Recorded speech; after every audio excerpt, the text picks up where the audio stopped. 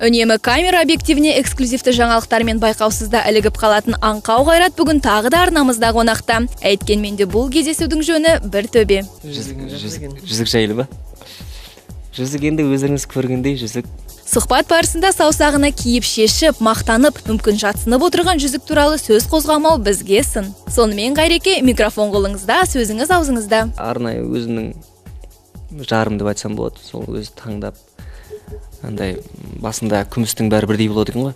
Неке сақинасы болғаннан кейін сақина тек қана бәрі бірдей екен де, былай айтқанда күміс, домалақ еш нәрсесі жоқ.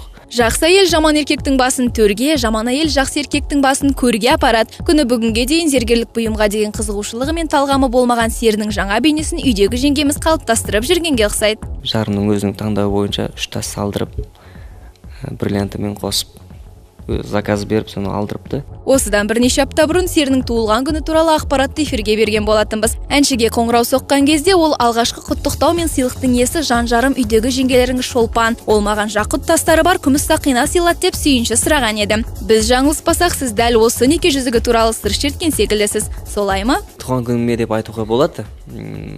Бірақ туған күннен бұрын алып қойдық біз бұны. Сәтті бастап алып, әзіл-шыны араласып, үйлесім тапқан тергеуді меломедік 3 сері шорт бөлді. Шамасы ауру қалса да әдет қалмайды деген осы шығар. Жоқ, кәдімгі жүзік артқа қарай қайырып алған, не жағын.